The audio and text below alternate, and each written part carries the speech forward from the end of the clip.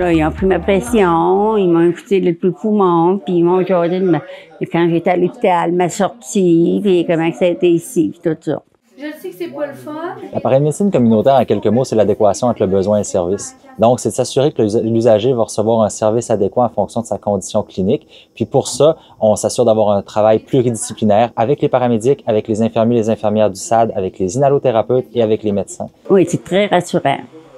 Puis ça va aider. Quand je suis nerveuse, ça va m'aider quand je dois avoir des problèmes. On travaille sur le maintien à domicile de patients qui viennent d'être libérés d'une hospitalisation.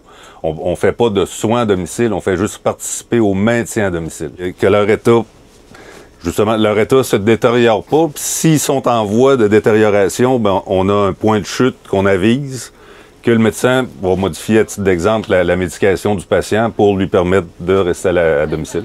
Pour l'instant, on a plus d'une quarantaine de visites qui ont été effectuées. On s'approche là cette semaine d'une cinquantaine de visites. Donc, c'est plus d'une vingtaine de patients qui ont été visités par la paramédecine communautaire. Puis le retour de la population est très favorable. Les gens sont contents de ce service-là parce que ça permet justement d'avoir un moment avec un professionnel de la santé qui est un paramédic pour pouvoir discuter, échanger. Donc, le paramédic va faire une appréciation plus générale, discuter avec l'usager, puis ça, c'est très, très rassurant. Les équipes étaient très motivées de participer justement au changement parce qu'avant, le travail d'un paramédic consistait à attendre un appel, l'appel générait un transport ou un refus de soins.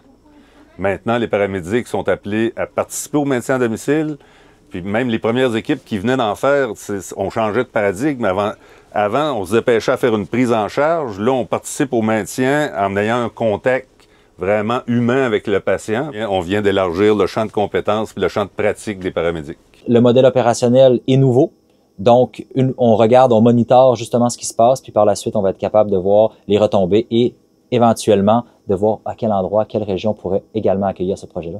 Ça améliore les connaissances et les compétences des techniciens ambulanciers paramédics. Ça leur permet d'avoir justement une exposition clinique supplémentaire. Les usagers adorent les visites à paramédecine communautaire. Les professionnels sont aussi optimistes à l'égard de ces visites-là.